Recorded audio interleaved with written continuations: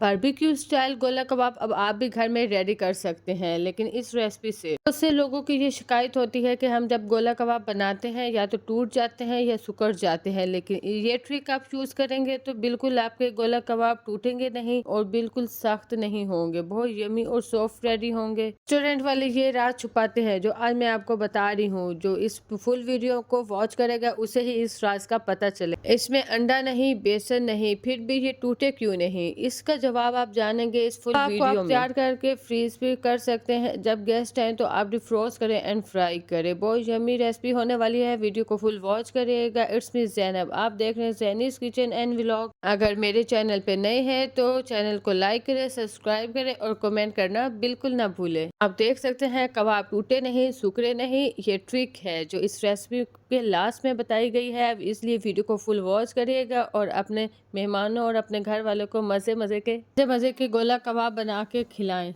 1 KG mutton का कीमा है। अगर आपने ये वीडियो फुल वॉच कर ली तो आप अपने घर के गोला कबाब के एक्सपर्ट बन जाएंगे। आपके लिए बनाना कोई मुश्किल नहीं होगा। आइए रेसिपी स्टार्ट करते हैं। सबसे पहले मैंने इस मटन लिया जो गोल बोटी होती है, उसे चॉप एक दफ़ा मैं कर चुकी हूँ। तो अब मैं आपके सामने दोबारा चॉप कर रही हूँ, क्योंकि जितना ही चॉप कीमा होगा उतना ही हमारे सॉफ्ट और यम्मी गोला कबाब रेडी होंगे। इसलिए आप 2 से 3 दफ़ा ज़रूर चॉपर में एक कीमे को बनाएं ताकि बारीक से बारीक हो जाए। इस यही राज है सबसे बड़ा हमारे यम्मी और सॉफ्ट कबाब बनने का। अब आप देख सकते हैं कि मैंने पहले एक दफ़ा चॉप किया और इस वाले चॉप में कितना डिफरेंस है। दूसरी दफ़ा तीसरी दफ़ा चॉप करने से मलाई की तरह मिक्स हो गया है, रेशा रेशा मिक्स है बिल्कुल। आप देखें कितना स्मूथ है।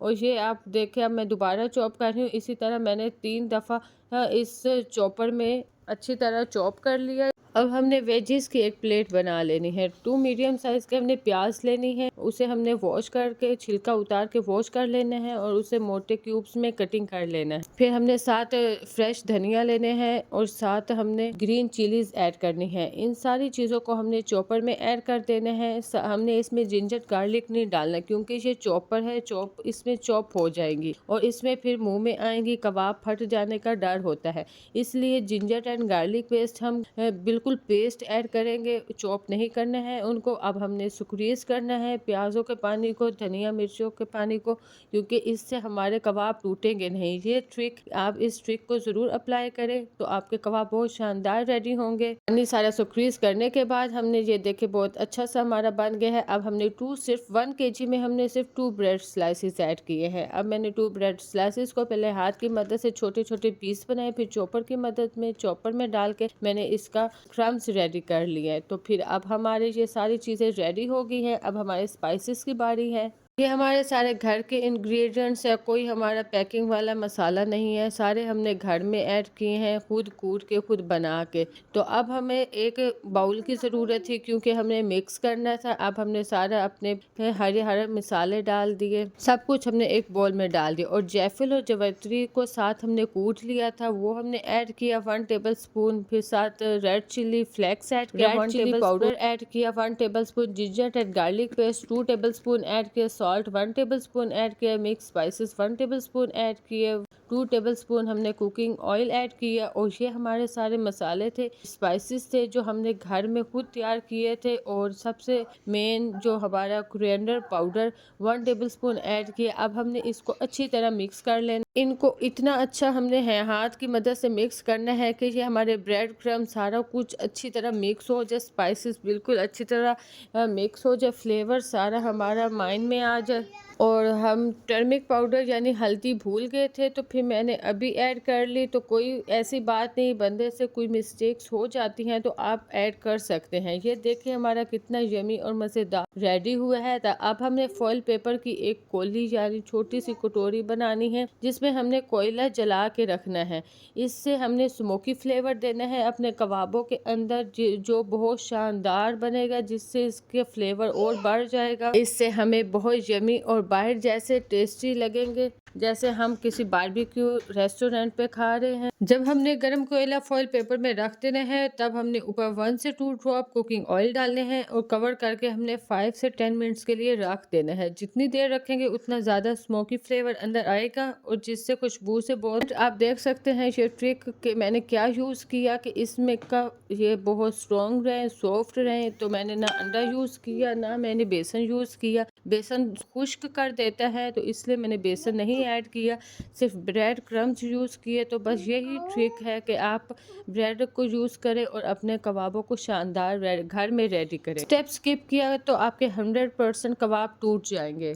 कीमा गूंदने के बाद अगर आपने 10 मिनट फ्रिज में रेस्ट नहीं दिया तो आपके कबाब शानदार रेडी नहीं होंगे। रेस्ट दें ताकि वो सेट हो जाए कीमा, तब आप कबाब रेडी करें। जब फ्रिज में 10 मिनट रखने के बाद कीमा सेट हो जाए तो तब आप अखरोट जितने साइज़ के गोला कबाब रेडी कर ले। मेरा साइज़ थोड़ा बड़ा था तो मैंने कीमा सेट हो जाए तो फिर आपने छोटे छोटे गोले बना लेने हैं। ये इसका साइज़ अखरोट जितना होता है कबाबों का। सेंटर से थोड़ा सा दबा दे ताकि ये अच्छे से कुक हो जाए, सेंटर से कच्चा ना रहे।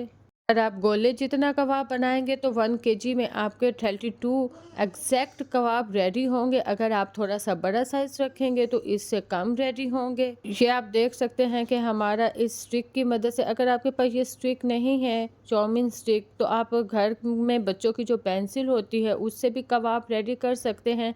लेकिन अगर चाउमीन स्टिक है तो आप उससे तैयार करिए। हमारा यमी से गोला कबाब रेडी हो गया है। इसी तरह आप बाकी कबाब भी रेडी कर लें और सारे कबाब रेडी करके आप इसे डिफ्रोज भी कर सकते, फ्रीज भी कर सकते हैं। फिर आप देख सकते हैं कि मेरे सारे कबाब रेडी हो गए हैं और थोड़ा सा बड़ा साइज है तो मैंने थोड़ा सा खुद बड़ा साइज रखा था। गोला कबाब सिर्फ अखरोट जितना होता है, बिल्कुल 1 बाइट होता है। तो आप देख सकते हैं कैसे कबाब आपको लगे। बहुत मज़ेदार और सेट हुए कबाब है, फ्लेवरफुल है। मैंने 1 घंटे का रेस्ट देने के बाद कबाब रेडी किए थे। अगर आपके पास टाइम है तो आप 1 से 2 घंटे का रेस्ट ज़रूर दें ताकि कीमे में सारे इंग्रेडिएंट्स का फ्लेवर अच्छी तरह से आ जाए। फिर आप उसके कबाब रेडी कर ले और फिर कबाब रेडी करने के बाद आप जिप लॉक बैग में ऐड कर ले। अगर आपके घर दावत पार्टी है तो आप पहले बना के रख सकते हैं, तो इस तरह आपकी आसानी भी हो सकती है और डिश भी बहुत यमी रेडी हो जाएगी।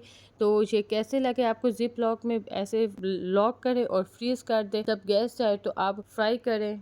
फ्राई करने की सबसे बड़ी टेक्निक ये है कि आपने पहले हाई फ्लेम पे ऑयल को गरम कर लेना है और फिर कबाब डालने के बाद अपनी फ्लेम्स मीडियम कर देनी है ताकि हमारे जो है कबाब अंदर से सॉफ्ट और जूसी रहें और ब्लैक ज़्यादा ना हो।